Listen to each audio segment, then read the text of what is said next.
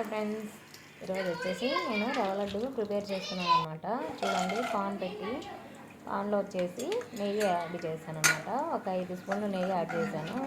దాంట్లో జీడిపప్పు వచ్చేసి యాడ్ చేశాను అనమాట. జీడిపప్పు చాలా ఎక్కువగా వేసుకున్నా బాగుంటుందండి. నేను కొద్దిగా ఎక్కువగానే వేసుకున్నాను. చూశారు కదా, అలా వేయించుతూ ఉండాలన్నమాట. ఇలా వేగిన తర్వాత ఇవి బ్రౌన్ కలర్లోకి వచ్చేసేయాలి.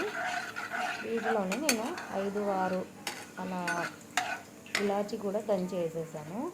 ఎందుకంటే అవి ఈ నెయ్యిలోనే వేగిపోయి ఆ టేస్ట్ అనేది రవ్వకు పడుతుంది అనమాట. మళ్ళీ ఈ ఆయిల్లోనే మనం వచ్చేసి రవ్వ వేయించుతాం కదా, అందుకు. చూసారు కదా ఫ్రెండ్స్, బ్రౌన్ కలర్లో జీడిపప్పు ఇలాచి ఇలా తీసి పెట్టుకున్న తర్వాత చూడండి చాలా బాగా వేగిపోయాయి. ఇప్పుడు నేను రవ్వ వేసేసాను. కేజీ ప్యాకెట్ వచ్చేసి వేసేసాను అనమాట. కేజీ ప్యాకెట్ రవ్వలోకి నేను వచ్చేసి బొంబాయి రవ్వ తీసుకున్నాను. బొంబాయి రవ్వతోనే రవ్వ లడ్డు చేస్తారు.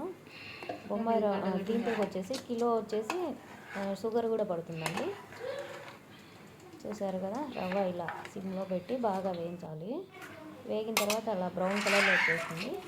ఈలోపు నేను వేయించి పెట్టుకున్న డ్రై ఫ్రూట్స్ కూడా వేసేసాను. చూడండి, బ్రౌన్ కలర్లో వచ్చేసింది. అంతా వేగిన తర్వాత ఒక బౌల్లోకి తీసుకొని చక్కెర యాడ్ చేశాను అనమాట. కిలో రవ్వకి కిలో చక్కెర. స్వీట్ తక్కువ తింటామన్న వాళ్ళు కొద్దిగా తగ్గించుకొని వేసుకోవచ్చండి. చూడండి, ఇలా పాలు కాచి పెట్టుకున్నాను.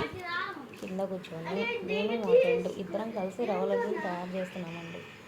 పాలు కాలుతూ ఉన్నాయి.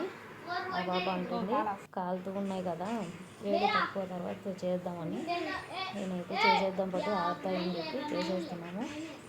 చూడండి, ఇద్దరం అలా కూర్చొని చేసేసాను అనమాట. రవ్వ లడ్డూలు అయితే చాలా టేస్ట్గా వచ్చాయండి. చూడండి ఫ్రెండ్స్, రవ్వ లడ్డూలు ప్రిపేర్ అయిపోయాయి.